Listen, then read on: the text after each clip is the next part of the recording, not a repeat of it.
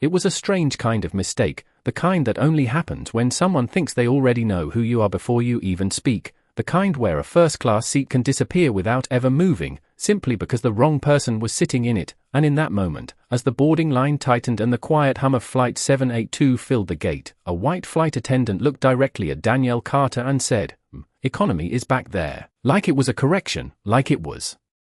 obvious, like it was truth, and for a second, no one questioned it, not the man adjusting his blazer behind her, not the couple sipping bottled water near the scanner, not even the agent who had just scanned her boarding pass green without hesitation, because sometimes authority doesn't need proof, it just needs confidence, and Danielle didn't argue, didn't raise her voice, didn't even shift her posture as she stood there in dark jeans and a simple black top, holding a boarding pass that still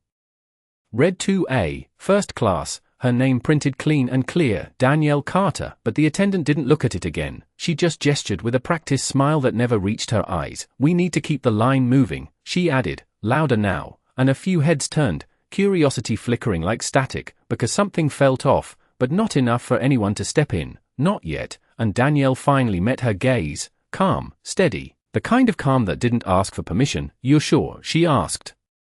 softly, and the attendant gave a small laugh, the kind that closes doors instead of opening them. "I'm positive," she said, already waving the next passenger forward, and just like that, Danielle Carter, the woman who had paid for seat 2A, the woman whose name was tied to decisions far above this terminal, was being redirected, not by force, not by policy anyone could clearly explain, but by assumption, and she stepped aside, not back, not forward, just out of the path, letting the line pass her. As whispers began to form in the background, because something about the way she moved didn't match the story being told about her, and somewhere behind her, a younger passenger lifted his phone just slightly, unsure if this was worth recording, while another attendant glanced over, hesitating for half a second before looking away, and Danielle simply stood there, her boarding pass still in her hand, her expression unreadable, like she had seen this before, like this moment wasn't new, just familiar in a way that made it quieter, heavier. And as the last few passengers in first class moved past her without question, the attendant turned back with a tighter smile. "Economy boarding is now," she repeated, and that's when Danielle exhaled slowly, not in frustration, not in defeat, but in recognition, like a switch had just been flipped somewhere deeper than the gate. "And before we continue, where are you watching from? Drop your city or country in the comments below. And if you believe in dignity and justice, hit like and subscribe. These stories spark change. And we're glad you're here." Now, back to Danielle Carter, who looked down at her boarding pass one more time, then back up at the gate, and said, just loud enough to be heard, "Then let's see how far this goes." The line moved on without her like a current that had already decided its direction, and Danielle Carter did not follow it. She did not step into economy, she did not argue her way back into first class, she simply remained exactly where she was, just to the side of the boarding lane, still holding her boarding pass as if it had not just been quietly dismissed, and that stillness began to do something unexpected to the space around her, because people started noticing not what she said, but what she was not doing. She was not flustered, not confused, not asking for help, and that absence of reaction made the situation harder to ignore. A man in a navy blazer slowed his steps as he passed, glancing at her ticket, then back at the attendant, as if trying to reconcile the two, while behind the counter, the same attendant who had redirected her let out a small breath and tapped her screen again, avoiding eye contact now, doubling down on a decision she had already made. "Next passenger," she called out, her voice sharper this time, more deliberate, as if volume could reinforce authority, and Danielle finally shifted, not toward economy, but toward the edge of the gate desk, her movements unhurried, precise, like someone who understood that time was not working against her, but for her, and when she spoke again, her voice was low, controlled. "I would like you to scan this again," she said, holding out the boarding pass, and for a split second, there was hesitation, a flicker of something uncertain in the attendant's eyes, but it disappeared just as quickly, replaced by a polite resistance. "It will not change anything," she replied, though she did not explain why, and that was the moment a second staff member approached, a taller man with a supervisor badge clipped neatly to his jacket, his expression already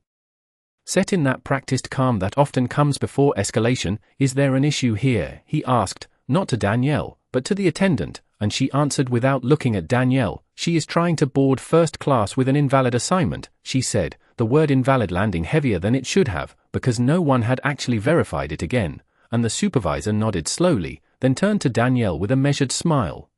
"If your seat has been reassigned, we will make sure you are accommodated in economy," he said, as if offering a solution to a problem she had created, and Danielle studied him for a moment, not his words, but the certainty behind them, the assumption that the outcome was already decided, and she gave a small nod, almost imperceptible, like she was confirming something to herself rather than agreeing with him. "Reassigned," she repeated quietly. And the supervisor gestured toward the back of the line. "Yes, it happens sometimes due to operational needs," he said, and a few nearby passengers exchanged glances, because nothing about this felt like a routine adjustment anymore. It felt selective, deliberate, and Danielle's gaze moved briefly across the gate area, taking in the details others might miss. The way another passenger was now seated comfortably in the waiting area with a first-class tag already attached to his bag. The way the system screen had been turned slightly away from view, the way no one had actually rescanned her ticket, and then she looked back at the supervisor, her expression unchanged. "Then I will wait," she said simply, and that answer did not fit the script. It did not move the situation forward, it did not resolve anything, it just held everything in place, and for the first time, the supervisor's composure tightened just slightly, because waiting meant time, and time meant exposure, and somewhere behind. "Danielle," a quiet voice from a younger employee spoke up, hesitant but clear. "I saw her ticket scan earlier," she said, and the words did not raise the volume of the room, but they shifted its weight, because now there was doubt, and doubt, once introduced, does not leave quietly. The words from the younger employee did not echo loudly, but they lingered in the air like a quiet interruption no one had planned for, and the supervisor turned his head just enough to acknowledge her without fully facing her, as if doing so would give her statement more weight than he was willing to allow. "That is not relevant now," he said calmly, but the calm felt thinner than before, stretched over something less certain. And Danielle Carter noticed that shift instantly, not in his tone, but in the timing, the half-second pause before he responded, the slight tightening of his jaw, the way his hand hovered near the scanner but did not use it, because verifying her claim would mean risking the outcome he had already committed to, and Danielle did not push him, she did not repeat herself, she simply let the silence expand, and in that silence, the environment began to rearrange itself. Passengers who had been focused on boarding now slowed, a woman near the window area lowered her phone but did not put it away, a man in first-class seating glanced back toward the gate desk with a furrowed brow, and the attendant who had first redirected Danielle shifted her weight, her confidence no longer as effortless as it had been minutes ago. "We have procedures," she said, almost to herself but loud enough for others to hear, as if invoking policy could stabilize what was starting to feel unstable. And Danielle's eyes moved briefly to the boarding screen, then back to the scanner, then to the supervisor, mapping the situation without needing to say a word, because what was unfolding was no longer about a seat, it was about control, about who defined reality in that moment, and the supervisor took a small step closer, lowering his voice just enough to suggest discretion. "I am asking you one more time to proceed to economy so we can complete boarding on schedule," he said, and there it was. The pressure of time introduced as leverage, the idea that she was now the obstacle, not the inconsistency, and Danielle tilted her head slightly, considering him, not his request, but the framing of it, and when she spoke, her voice remained even, untouched by urgency. "You are not completing boarding," she said, and the sentence landed differently than expected, because it did not sound like resistance, it sounded like observation, like a statement of fact that had not yet caught up to the room. And the supervisor frowned faintly. "Excuse me," he asked, and Danielle did not repeat herself, she simply held his gaze, steady, unwavering, and that was when another detail slipped into place. The younger employee who had spoken earlier stepped closer, this time with more certainty. "Her name is still in the system," she said, pointing subtly toward the screen. "It has not been removed," and that sentence changed the equation entirely, because now it was no longer a misunderstanding. It was a contradiction, visible and present, and the supervisor's eyes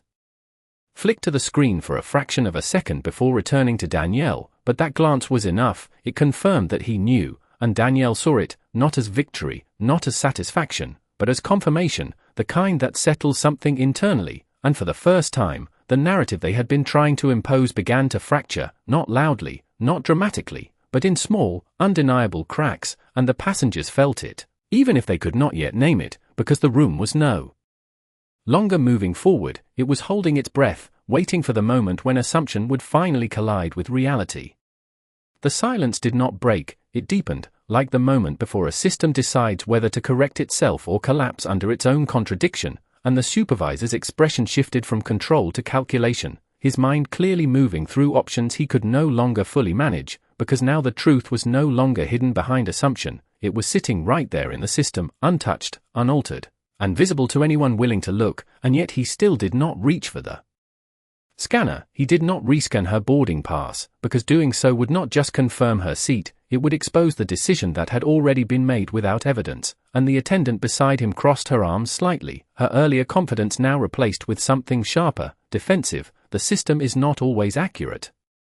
she said, her voice carrying just enough to reassert control, but it sounded thinner now, less convincing, and Danielle Carter heard it, not as a statement, but as a retreat, a step away from certainty into justification, and she did not interrupt, she did not challenge it directly, she simply allowed it to exist, because every word they added was pulling them further from stability, and closer to something they could not reverse. And behind her, the younger employee stepped forward another inch, her voice steadier now. We are required to verify before reassigning a first-class seat, she said, not loudly, but clearly enough that the nearby passengers heard every word, and that sentence did more than question authority, it reframed the situation entirely, because now the issue was no longer Danielle's presence, it was their process, and the supervisor exhaled slowly, the kind of breath that signals a shift from confidence to containment. We are handling this internally, he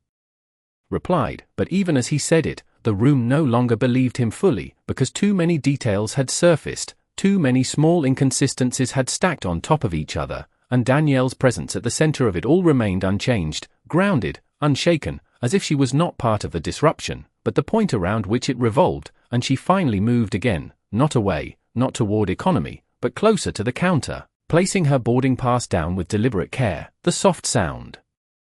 of paper against the surface somehow louder than the surrounding noise. Then handle it, she said, her tone even, not demanding, not emotional, just precise, and that precision carried weight, because it removed any excuse to delay, any justification to redirect, it forced a choice, verify or admit, and the supervisor hesitated, just long enough for the hesitation to be seen, and in that moment, a man seated in the first-class waiting area stood up, glancing between Danielle and the staff. If her seat is valid, why is she not boarding? He asked, his voice cutting through the tension not with aggression, but with simple logic, and that question spread through the space like a ripple, because it was the question everyone had been forming but not saying, and now that it was spoken, it could not be ignored, and the attendant's posture stiffened, her response quick but strained. Sir, this does not concern you, she said, but it clearly did now, because the room had shifted from passive observation to active awareness, and Danielle watched it happen in real time, not with surprise, but with recognition, because she had seen this pattern before, the moment when control starts slipping, not because of force, but because of truth, and she lifted her gaze slightly, her voice calm but edged with something deeper, something final. You already made your decision, she said, looking directly at the supervisor. Now you have to explain it, and the weight of that sentence settled over the gate like a quiet verdict, because explanation requires truth, and truth, once spoken, does not leave room for denial. The question hung there unanswered, not because it was complicated, but because answering it required admitting something none of them were prepared to say out loud, and the supervisor's composure began to show its first real fracture, subtle but visible, like a surface that had been polished too smooth to hide the cracks forming underneath, and he reached for the edge of the counter, not for balance, but for time, buying seconds he could no longer afford. We are following operational discretion, he said finally, choosing words that sounded official but explained nothing, and that was when the room shifted again, not in noise, but in alignment, because people were no longer just watching, they were evaluating, comparing what was being said to what they had already seen, and it did not match, not cleanly, not convincingly, and Danielle Carter stood there, unchanged, her presence steady in a way that made everything else feel unstable by comparison, and she did not challenge his statement directly, she did not dismantle it with argument, she simply let it exist in the open, where its weakness could be seen by everyone, and that exposure did more than any confrontation could have, and behind her, the younger employee spoke again, this time without hesitation, there is no discretion allowed without verification for premium seating, she said, her voice firm now, no longer testing the room, but stating something she knew to be true, and that sentence landed with weight, because it was specific, it was procedural, and it directly contradicted what the supervisor had just said, and for a brief moment, no one spoke, not the attendant, not the supervisor, not even the passengers, because contradiction has a way of silencing a room when it is undeniable, and Danielle's eyes moved slightly, acknowledging the employee without turning her head, a quiet recognition, and then she looked back at the supervisor, her gaze steady. So which is it? She asked, her tone calm, almost conversational, procedure or discretion, and the question was not aggressive, but it was precise. It removed the space between two conflicting claims and forced them into one, and the supervisor hesitated again, longer. This time, because there was no clean answer left, only choices that would expose something either way, and the attendant stepped in quickly, her voice sharper now, edged with frustration. We do not need to justify every operational decision to passengers, she said, emphasizing the word passengers as if it placed Danielle firmly outside of any authority, and that word did not go unnoticed, not by the room, and certainly not by Danielle, who let a brief silence pass before responding, her voice lower now, quieter, but carrying further because of it. That would make sense, she said, if this were just an operational decision, and the sentence did not accuse, it reframed, it suggested that what had happened was something else entirely, something beyond procedure, beyond policy, and that suggestion settled over the space with a different kind of weight, one that could not be dismissed with process language. And a man near the gate shook his head slightly, murmuring to the woman beside him, "This is not right," and others began to nod, small movements, but enough to show that the balance of the room was shifting, and Danielle could feel it, not as support, but as momentum, the kind that builds quietly until it becomes impossible to stop, and she reached into her bag slowly, deliberately, not for emphasis, not for effect, but with the same controlled precision she had shown from the beginning, and as she pulled out her phone, she did not look down at it immediately. She held it loosely in her hand, her eyes still on the supervisor, and when she finally spoke again, her voice was steady, grounded, carrying no urgency at all. "Then let us make this official," she said, and something in that sentence changed the temperature of the moment, because official meant record, it meant accountability, it meant permanence, and the supervisor's expression tightened, not in anger, but in realization, because whatever this situation had been before, it was no longer contained within a gate, it was about to extend far beyond it. The moment she said it, the word official seemed to echo beyond the gate itself, not loudly, but with a kind of weight that made everyone pause just a little longer than before, and Danielle Carter finally lowered her gaze to her phone, her movements unhurried, almost methodical, as if she had done this before, as if this exact sequence had played out in different places, under different lights, with different faces, but always with the same underlying assumption waiting to be exposed, and the supervisor watched her now with a different kind of attention, no longer dismissive, no longer certain, but alert, calculating what her next move could mean, not just for the moment, but for everything connected to it, and the attendant shifted beside him, her earlier confidence now replaced with impatience. "You are delaying boarding," she said, her tone sharper, trying to reclaim control through urgency, but Danielle did not respond to the pressure. She did not acknowledge the framing. She simply tapped her screen once, then again, her expression unchanged, and for a brief second, it looked like nothing had happened at all, just a passenger checking her phone at the gate, ordinary, forgettable, until she lifted it slightly, not high enough to display, not low enough to hide, and spoke in a voice that was calm, clear, and entirely unhurried. "Danielle Carter, Flight 782, Gate C14, she said, not to the people in front of her, but into the device, and that distinction mattered, because she was no longer speaking within the situation, she was speaking beyond it, and the supervisor's posture straightened almost instantly, a subtle but unmistakable reaction, because something about the way she said her name, the way she identified the flight, the precision of it, signaled that this was no longer an internal discussion, and the younger employee glanced at the supervisor, then back at Danielle, her expression shifting from uncertainty to realization, as if pieces were beginning to connect in a way they had not before, and Danielle continued, her tone steady, controlled, "Initiate review on boarding reassignment protocol, real time, this gate," she said, and the words were simple, but they carried structure, authority, intent, not emotional, not reactive, but procedural, in a way that mirrored the very language that had been used against her, and for a moment, No one spoke, because the room was trying to understand what had just happened, whether this was a complaint, a report, or something else entirely, and the attendant let out a short breath, almost a scoff. "Who exactly are you calling?" she asked, her voice edged with skepticism, but there was a hint of something else now, something less certain. And Danielle lowered the phone slightly, not ending the call, not confirming it, just holding it there as if the answer did not need to be spoken. "The people who will verify what you chose not to," she said quietly, and that sentence landed with a different kind of force, not loud, not confrontational, but final in a way that shifted the balance of the moment completely, and the supervisor's eyes flicked once more to the screen, then back to her, and this time, he did not look away quickly, because now he was not just managing a passenger, he was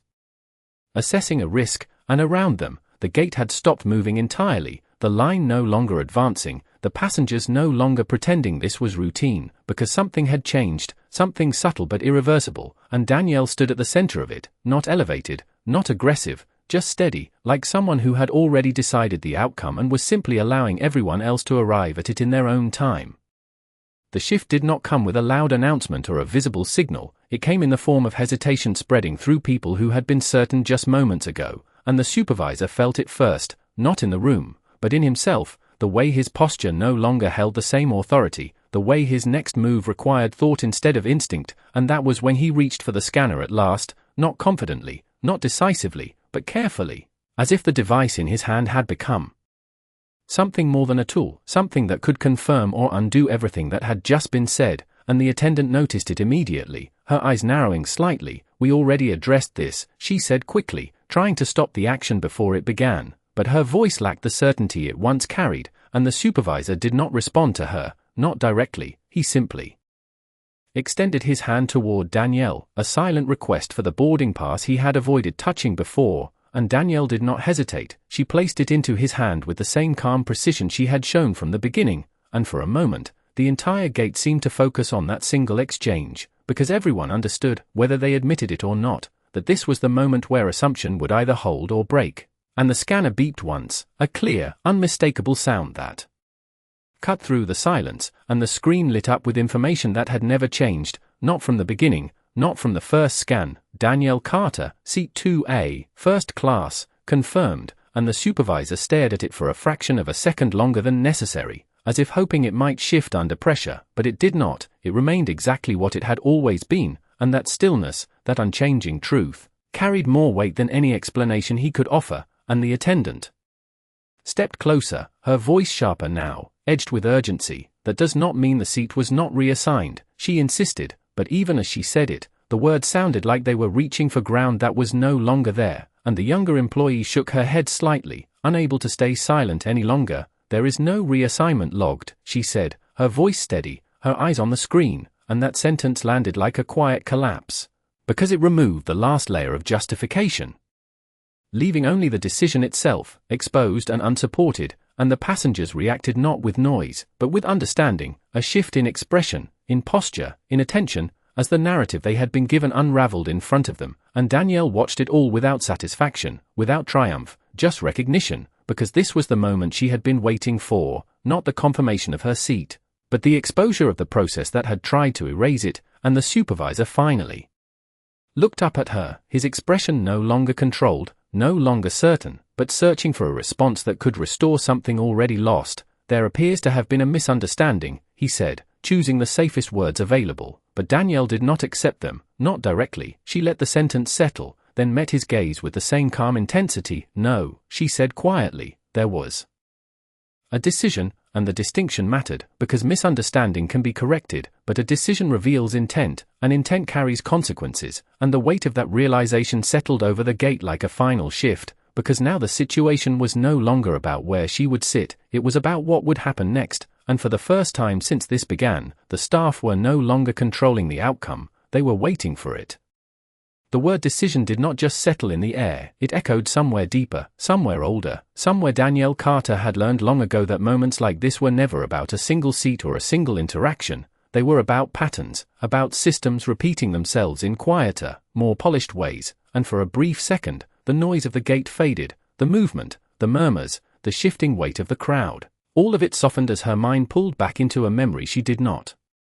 need to search for, because it had never really left. She was 24, standing at another airport counter, holding another ticket that had been questioned before it was even read, the agent smiling in that same practiced way, asking for additional identification that no one else in line had been asked to provide, and she remembered how she had explained, calmly, politely, how she had waited while others moved ahead of her, how she had watched her presence turn into a problem simply because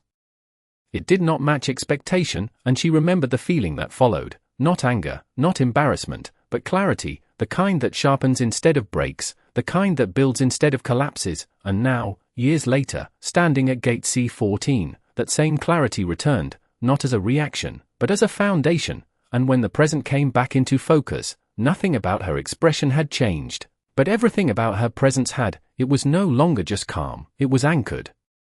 Immovable, like something rooted far deeper than the moment itself, and around her, the tension had shifted into something else entirely, no longer confusion, no longer curiosity, but anticipation, because everyone could feel that whatever came next would not be small, it would not be brushed aside or corrected quietly, it would carry weight, and the supervisor felt it too, his earlier authority now replaced with caution. The kind that comes when a situation moves beyond your control but you are still standing in it. We can correct this, he said, his voice lower now, more careful, as if choosing each word might slow what was already in motion. But Danielle did not respond immediately. She let the offer sit there, not accepted, not rejected, just acknowledged for what it was, an attempt to contain something that had already expanded, and when she finally spoke, her voice was steady, measured. You had the chance to correct it, she said. Not harshly, not with accusation, but with a clarity that left no room for reinterpretation, and that sentence shifted the responsibility back to where it had always been, not in the present moment, but in the decisions that had led to it, and the attendant looked away briefly, her earlier confidence now replaced with something quieter, something less certain, while the younger employee stood still, her expression firm. No longer questioning, no longer hesitant, because the line between right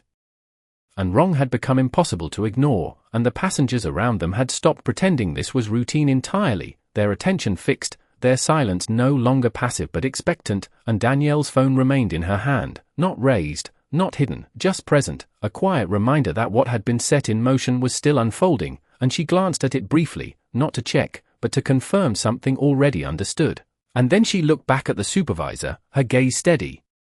her voice calm, but carrying something final beneath it. Now we wait, she said, and the simplicity of those words carried more weight than anything else spoken so far, because waiting meant the outcome was no longer theirs to shape, it was already on its way.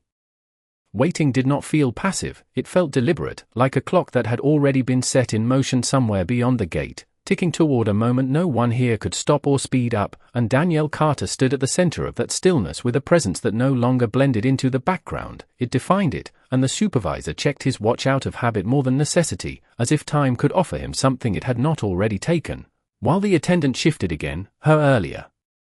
certainty now replaced with visible impatience. We cannot hold this flight for one passenger, she said, louder this time, her voice reaching beyond the counter to reclaim authority in front of the growing audience, but the words landed differently now, because the room no longer saw Danielle as just a passenger, not after everything that had unfolded, not after the system had confirmed what she had said without her needing to raise her voice, and Danielle did not respond to the statement directly. She simply glanced toward the boarding screen, then back to the gate, as if measuring something invisible to everyone else. And that calm refusal to engage on their terms continued to shift the balance, because it denied them the conflict they needed to justify control, and a soft chime broke through the silence, not from the gate speaker, but from the supervisor's device clipped at his side, a subtle notification that drew his attention immediately, his hand moving toward it with a hesitation that had not been there before, and as he read the message, something changed. Not dramatically, but enough to be seen, his posture straightening slightly, his expression tightening, the kind of reaction that comes when information arrives that does not align with expectation, and he looked up at Danielle, then back at the device, as if confirming what he was seeing, and the attendant noticed it instantly. What is it? She asked, her voice lower now, edged with concern instead of authority, and he did not answer her right away, which in itself was an answer, because silence, in that moment, carried more weight than any explanation he could offer, and behind them, the boarding screen flickered briefly, a small, almost unnoticeable change, but enough for the younger employee to catch it, her eyes narrowing slightly as she leaned closer, and then she spoke, not loudly, but clearly enough for those nearby to hear. "Boarding status has been paused," she said, and that sentence landed like a quiet shift in gravity, because flights do not pause without reason. Not for delays at the gate, not for minor issues. And the supervisor's gaze moved quickly toward the screen, confirming what had just been said, and for the first time since this began, he did not try to explain it, he did not frame it, he simply stood there, absorbing it, because this was no longer a situation he was managing, it was one he was inside of, and the passengers reacted in subtle ways. Phones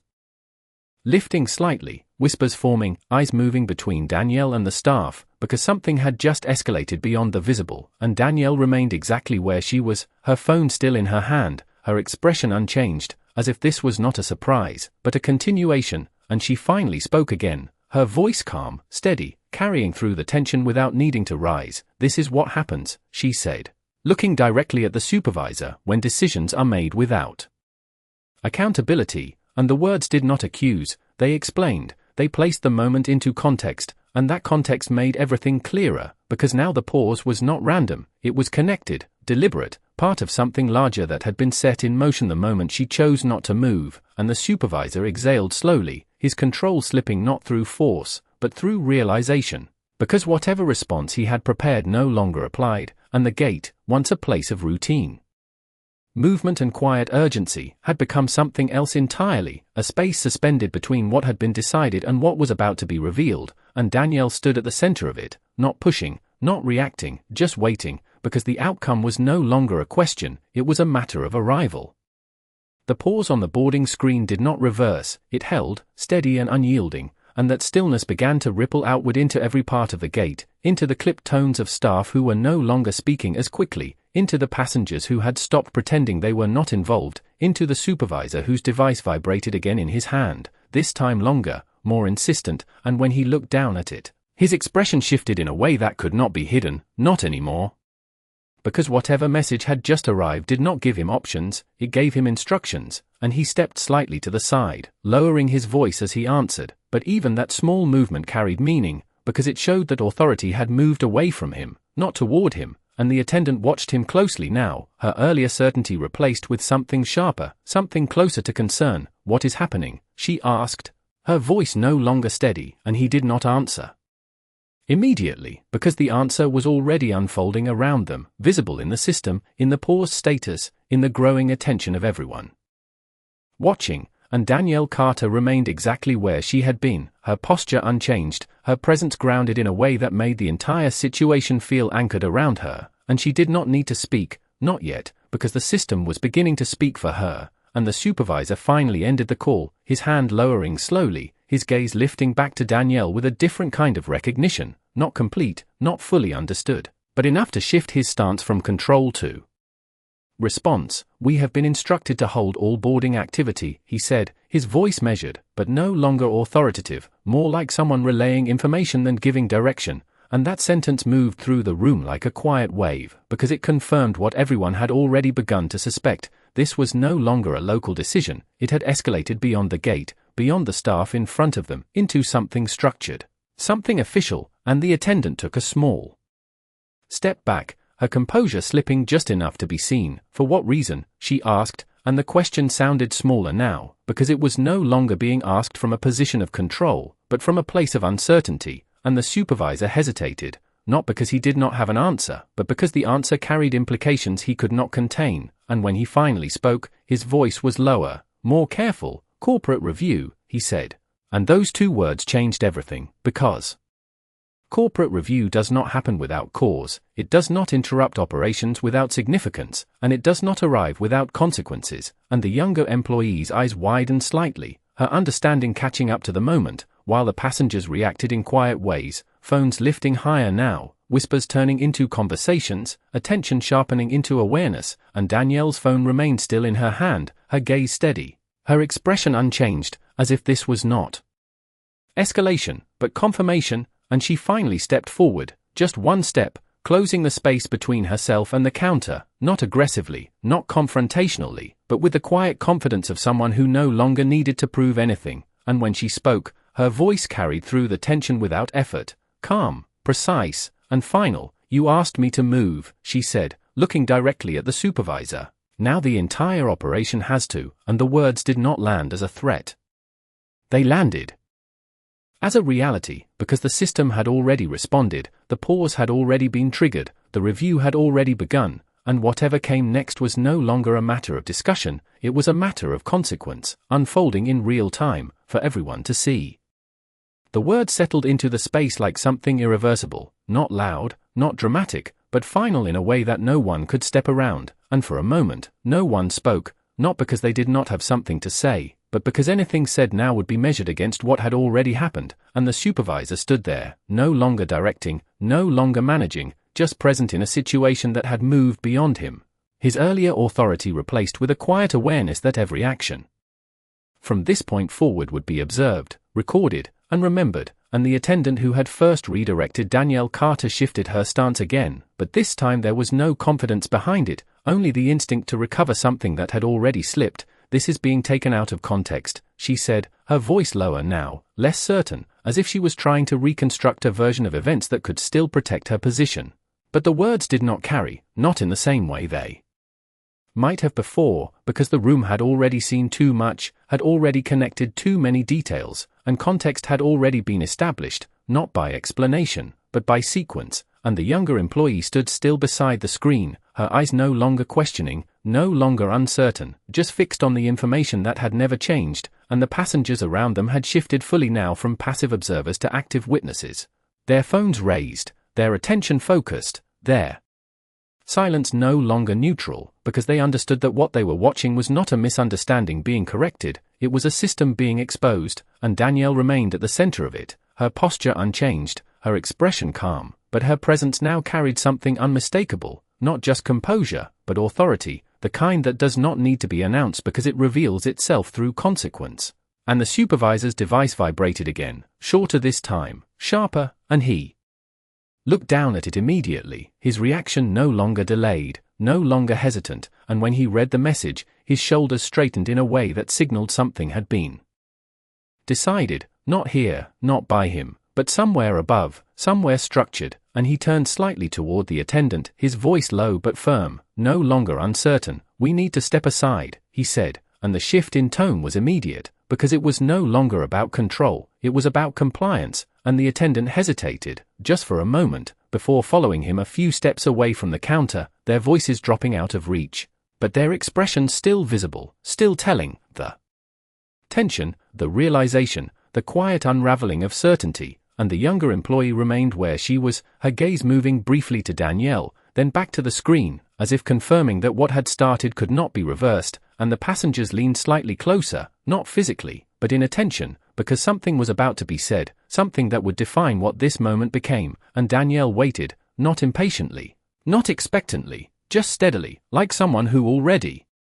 understood the outcome and had no need to rush it, and when the supervisor and the attendant returned to the counter, their composure had changed, not dramatically, but enough to show that whatever they had just heard had altered their position entirely, and the supervisor looked directly at Danielle, his voice controlled, but no longer distant. "We are receiving further instructions from corporate," he said, and that sentence did not resolve anything, it expanded it, it confirmed that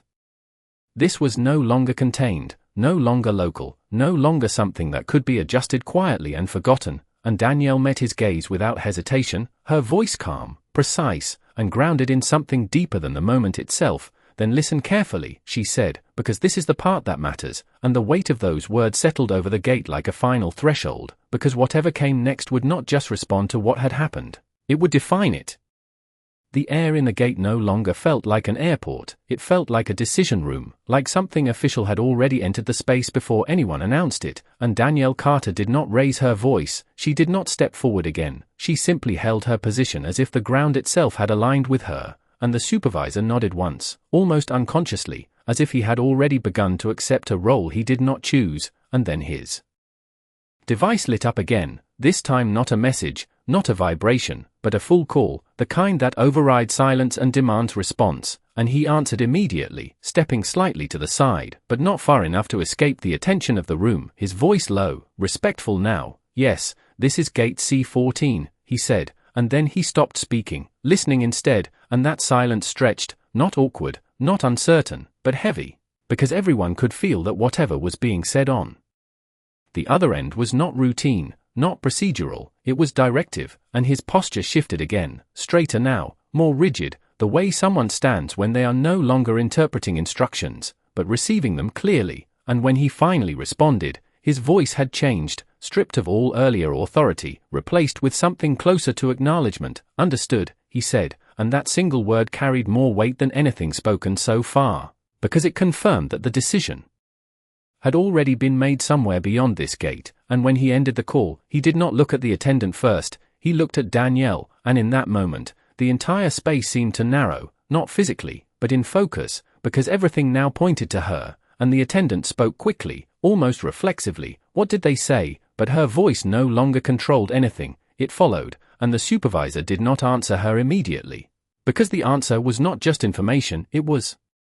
consequence, and when he did speak, his words were careful, precise, and final. All boarding operations for this flight are officially suspended pending executive review, he said, and the sentence landed like a quiet collapse, because suspension does not happen lightly, not at a gate, not in real time, not in front of passengers, and the room reacted not with noise, but with understanding. A collective shift as people realized this was no longer about a seat, it was about a system responding to something it could not ignore, and the younger employee stepped back slightly, her eyes wide but steady, as if witnessing something she would not forget, while the attendant's posture faltered, her earlier confidence dissolving into something quieter, something that could not be masked by tone or posture anymore, and Danielle remained still, her phone now lowered at her side, her role in this no longer needing explanation, because the system had already spoken on her behalf, and she took one slow breath, not out of relief, not out of tension, but as if marking the moment, and then she spoke, her voice calm, even, carrying through the space without effort. This is not a delay, she said, looking directly at the supervisor, this is accountability arriving, and the word settled into the room like a final translation, giving meaning to everything that had just unfolded, and no one interrupted. No one challenged it, because there was nothing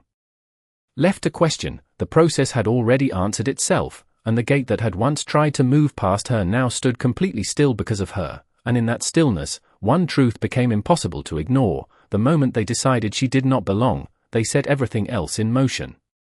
The silence that followed did not feel empty, it felt complete, like something had reached its natural end without needing to be forced, and the gate, once filled with motion and quiet urgency, now stood still under the weight of what had just unfolded, not chaotic, not loud, but undeniable, and Danielle Carter did not move immediately. She did not step forward to reclaim the seat that had always been hers. She did not ask for correction. Because what mattered had already happened. The system had responded, the process had been exposed, and the decision that had tried to reduce her had instead revealed something much larger, and the supervisor stood across from her, no longer attempting to explain, no longer searching for language that could soften what could not be undone. His posture now reflective of someone who understood that this moment would not stay contained within this gate, it would travel, it would be reviewed, it would be remembered, and the attendant who had first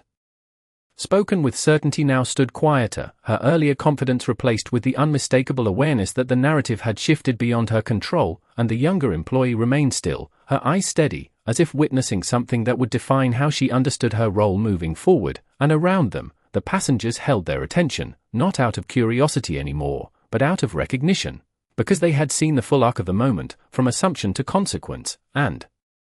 Danielle finally stepped forward, not toward the boarding lane, but toward the counter, closing the space once more, not to